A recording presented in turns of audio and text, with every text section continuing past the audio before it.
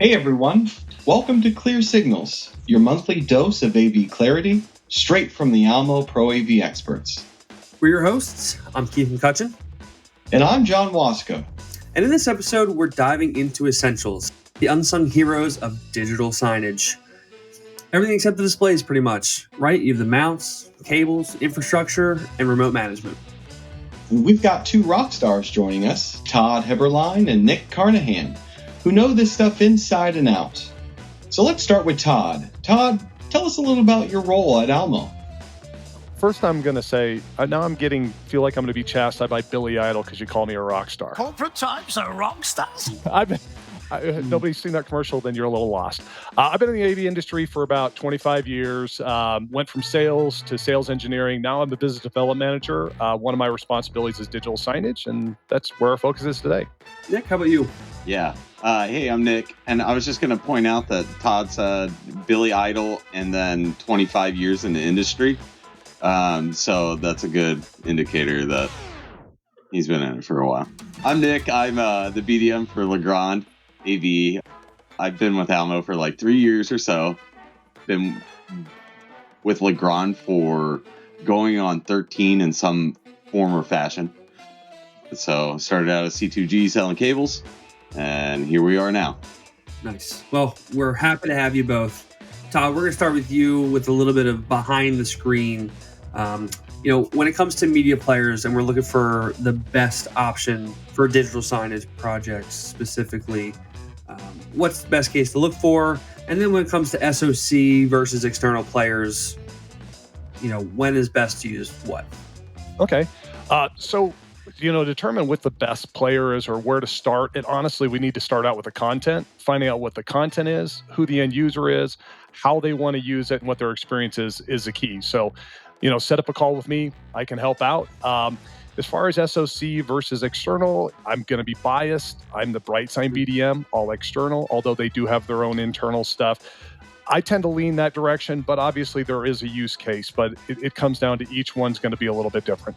Nick, mounts might seem pretty straightforward, but they're very critical. How do you choose the right mount for the signage location and display type? Yeah, so tons of different options, especially when it comes to digital signage, right? So we can start from hanging it from a ceiling on a wall. We could do a kiosk from the floor. So it really depends on what visually you're trying to do. And I can assist with that, right? So if we're talking about anything, you have a vision, I'm sure there's some sort of form factor that we can make it work. So, sweet. Awesome. And just to take John's question a step further, I think we all know Legrand is reliability.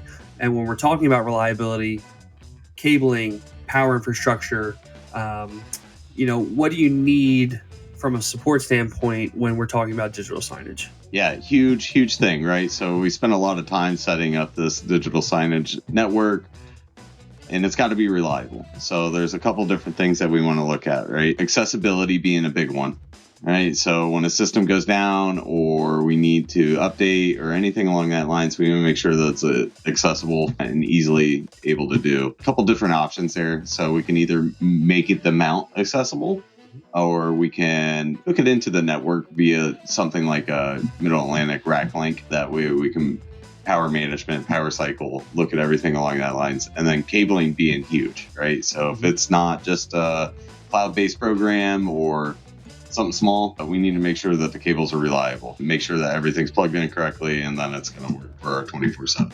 So that's where C2G comes in hand, and we can figure out a solution for that.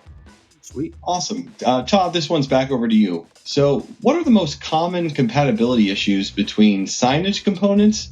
And then how can AV pros avoid those? The only real compatibility issues is typically wireless versus wired. Making sure if the network infrastructure beforehand, but actually the biggest compatibility issue is software and end users. So making sure that the skill of the end user and what software they're going to be using is paramount. Awesome. And just another step off of that, hardware is one thing, but I think a lot of the times, and John can attest to this, what we hear about content and digital signage and everything like that is not so much as the external hardware. It's, okay, now who manages this? And how do we make it simple? Is it an admin? Is it IT? Is it marketing? what is the simple step for remote access for these customers? With the cloud services now, everything's cloud-based, so it makes it a lot easier now.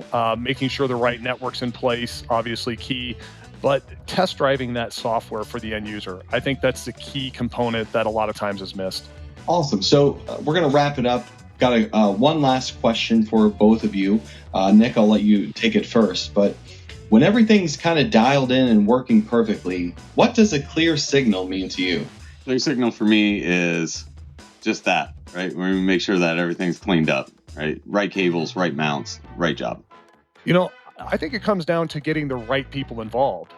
With digital signage, a lot of times it's typically the IT only involved. I think getting the user involved, getting facilities involved, getting everybody involved with the signage project is key. We really appreciate you guys jumping on, chatting with us for a little bit, helping us with all the wisdom that you have. And we appreciate you guys, the viewers, spending some time with us here today. Yeah, and don't forget to subscribe and join us next month when we tackle custom direct view LED. Until then, keep your signals clear and your installs cleaner.